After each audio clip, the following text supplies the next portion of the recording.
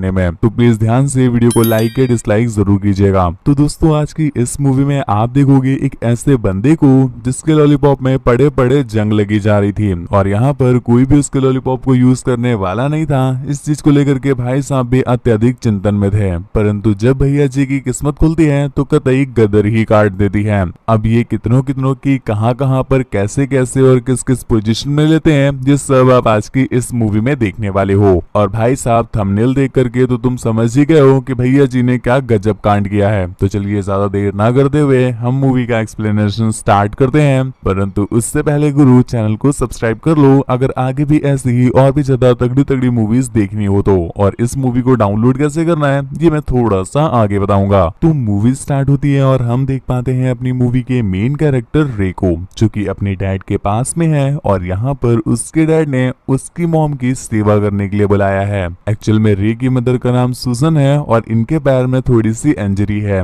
जिस वजह से ये अपना ख्याल प्रॉपर नहीं रख पाती हैं। और रे के जो डैड हैं वो भी अपने घर पर नहीं रहते, अक्सर बिजनेस के सिलसिले से ट्रैवल करते रहते हैं, तो यहाँ पर उनका ख्याल रखने के लिए कोई भी नहीं था, जिस वजह से रे को यहाँ पर बुलाया गया है। परंतु बंदा कैसा ख्याल रखेगा ये तुम थोड़ी देर में खुद ही देख लेना। इसी बीच हमें एक चीज और नोटिस होती है कि रे जो है वो अपने पेरेंट्स को बिल्कुल भी पसंद नहीं करता है, ना ही अपने पापा को और ना ही अपनी मॉम को। लेकिन अपने डैड से 14 गाली खाने के बाद बेचारे के पास कोई ऑप्शन नहीं है, तो उसे आना ही पड़ गया। और यहीं पर हम देख पा रहे हैं जहाँ पर अपना भोला मुन्नू घर पर अपनी मॉम की हेल्प कर रहा है उन्हें अपने आप चलाने में, और यहीं पर दूसरी तरफ उसके डैड उसकी ही असिस्टेंट की हेल्प कर रहे हैं उसके पीछे वाले को बढ़ाने में। मतलब जी हाँ दोस्तों, जो इसके डैड है वो एक नंबर के ठरकी हैं और यही रीजन है कि ये अक्सर बिजनेस ट्रिप पर जाते रहते हैं। एक्चुअल में ये कोई भी बिजनेस ट्रिप में नहीं जाते हैं, ये तो बस गुफा दर्शन के लिए जाते हैं। दूसरी तरफ आंटी को भी इस चीज को लेकर के अक्सर शक रहता है, लेकिन कोई प्रूफ ना होने की वजह से वो कुछ भी नहीं कह पाती।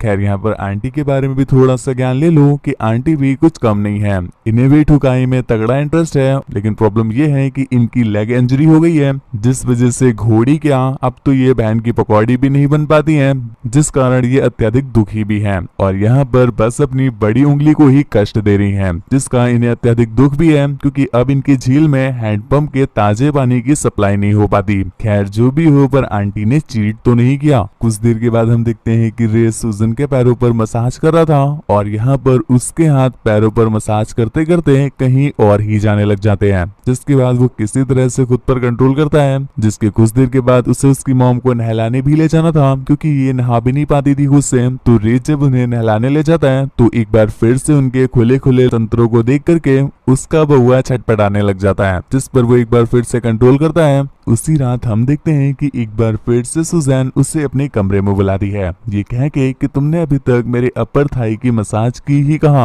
अब अपर थाई की मसाज है बाबू, तो यहाँ पर उसे गहरी गुफा बस झलक मात्र नहीं दिखेगी, बल्कि संपूर्ण गहरी गुफा उसके नेत्रों के सामने ही थी, जिसे देख करके रिक से अब बिल्कुल भी कंट्रोल नहीं होता है और वो जल्दी से किसी तरह से उसकी थाई की मसाज करके भागता है वापस वॉशरूम में। हालांकि ये बंदा इस चीज को लेकर के काफी ज्यादा गिल्ट फील तो करता है, लेकिन कहीं ना कहीं ये इस चीज को लेकर भी बहुत ज्यादा परेशान है कि इसे अभी तक मिल ही नहीं रही। भैया जी ने सारी कोशिशें कर ली हैं, सारी कोशिश नहीं बोलेंगे, जितना कि एक शाई बंदा कर सकता था ये सारी कोशिशें इन्होंने कर ली हैं, लेकिन अत्यधिक शाई और इंट्रोवर्ट होने की वजह से इन्हें गहरी गुफा के दर्शन आज तक मिले ही नहीं। अब जब बोल रहा हूँ कि दर्शन तक नहीं मिले हैं तो अंदर द्वार के एंट्री तो इन्हें क्या ही मिली होगी, जिस वजह से भैया जी काफी ज्यादा डिप्रेस फील करते हैं। जिंदगी ने इतने ही फड़वे लगा रखे हैं, ये कुछ कम नहीं था कि उसी रात हम देखते हैं जब उसके फ्रेंड उसे बुला करके जंगल में जाते हैं। अब तुम्हें लग रहा होगा कि उसके लिए जुगाड़ लाए हैं, तो मेरे भाई इतने अच्छे दोस्त हर किसी के नहीं होते।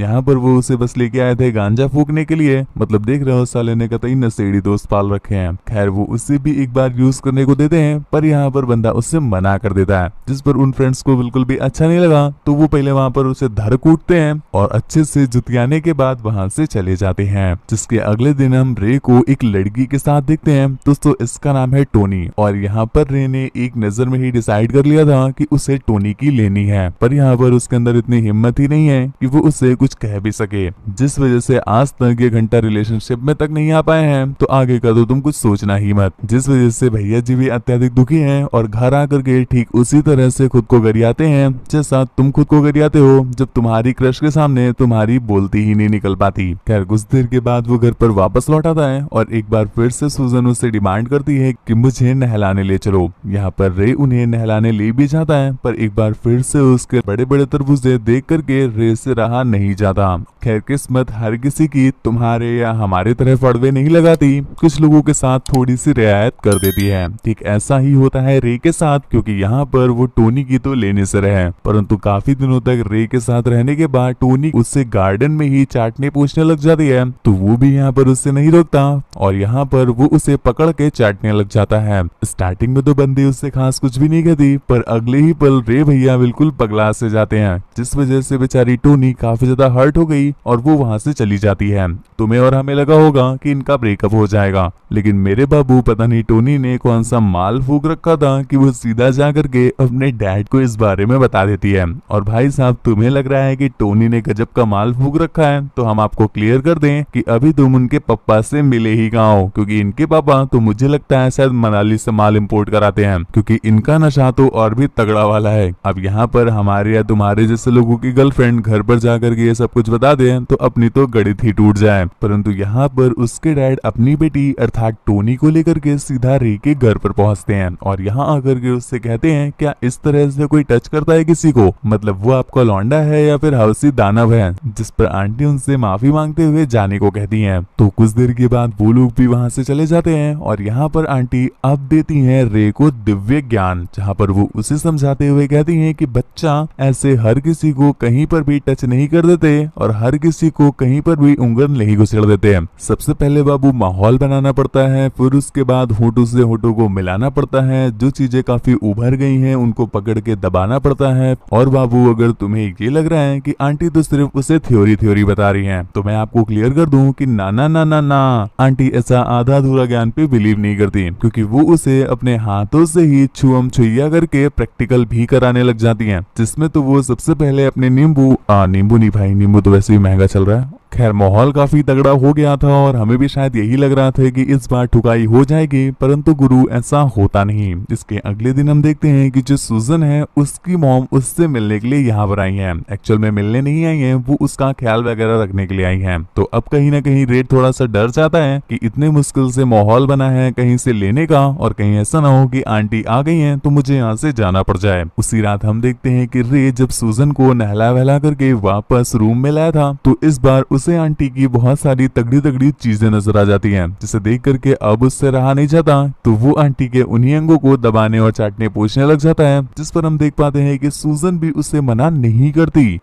मना क्या कह रहे हो, वो तो खुद साथ देने लग जाती है। जिसके बाद गुरुजी ने अर्थात सूजन ने जैसा सिखाया था, सबसे पहले होठ मिलाए, फिर उसके बाद संतरे दबाए और आखिर में नो एंट्री में अपनी गाड़ी घुसाए। खैर उस रात तो वो सूजन को अच्छे से पटक के पेल देता है, जिस पे उसे काफी ज्यादा मजा भी आता है। पर अगली सुबह जब रे सोकर उठता है तो भाई साहब उसकी फटके चार हो जाती है कि उसने आखिर ये क्या कर दिया। जिसके बाद वो जल्दी से अपनी फटी हुई संभालता है और वहीं की एक विंडो से बाहर कूद जाता है। जिसके बाद वो कपड़े वगैरह पहन करके फिर से मेन डोर से अंदर आता है, ऐसा प्रिटेंड करने के लिए कि वो तो रात भर बाहर ही था और बूंदाबांदी जैसी कोई चीज तो उसने की ही नहीं। जिसके अगले दिन अब टोनी से रहा नहीं जाता, रहा नहीं जाता, तड़प ही ऐसी है, जिस वजह से वो उसके रूम में आकर के उसे अपने संतरे दिखाने लग जाती है। वो सबसे पहले उसके साथ चाटापोची कार्यक्रम, संतरा निचोड़न और फिर उंगल प्रक्रिया भी करता है, परंतु इसके बाद जो मेन मैच हमारा आ पाता इससे पहले ही आंटी आ जाती है।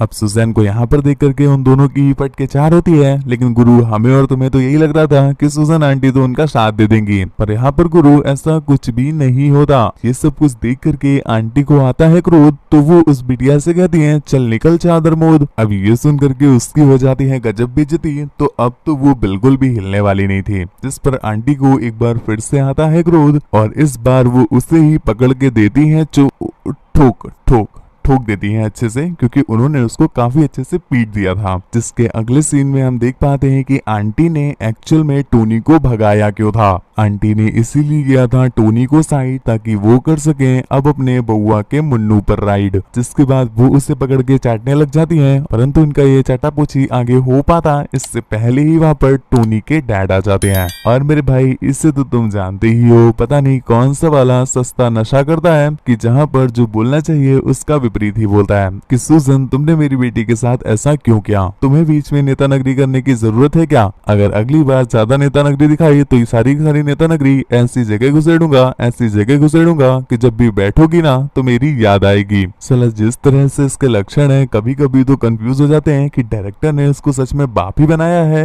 या दल्ला बनाया है। खैर कुछ देर के बाद अंकल जी चले जाते हैं, परंतु यहाँ पर रे इस चीज से काफी ज्यादा हताश, निराश और उदास हो जाता है। तो वो वॉशरूम में जाकर के फांसी लगाने की कोशिश करता है, परंतु इतने में ही सूजन वहाँ पर पहुंच जाती है जो कि उसे बचा लेती है। अब बाबू को लटकने से बचाया है, जिसके बाद सूजन उसके घोड़े पर सवारी करने लगती है। लेकिन कुछ ही देर में रे को याद आया कि वो क्या कर रहा है, इसलिए वो खुद को पीछे खींच लेता है और अपने दोस्तों के साथ बाहर चला जाता है। यहाँ पर उसके दोस्त, भाई साहब तुम जानते ही हो, एक नंबर के तूतिया प्राणी हैं। तो यहाँ पर वो उसे डेयर देते हैं कि तुम इस पहाड़ की चोटी से नीचे कूद कर दिखाओ। बहन स्टोक वो गहराइयों में घुसना चाहता है और तुम उसे ऊंचाइयों में घुसेड़ रहे हो। खैर अपना बालक भी कम तूतिया नहीं है, वो उनका चैलेंज एक्सेप्ट कर लेता है और ऊपर से छलांग मार भी देता है, जिसके अगली सुबह हम देख पाते हैं कि वो वहीं पर पड़े हुए हैं। ये तो चलो किस्मत अच्छी थी कि ज्यादा फड़वे नहीं लगे, वरना इतने में तो अच्छे अच्छों की गड़ी टूट जावे। जिसके बाद उसे पास में ही एक ट्रक दिखाई देता है, जिससे वो लिफ्ट लेता है अपने घर की। और यहीं पर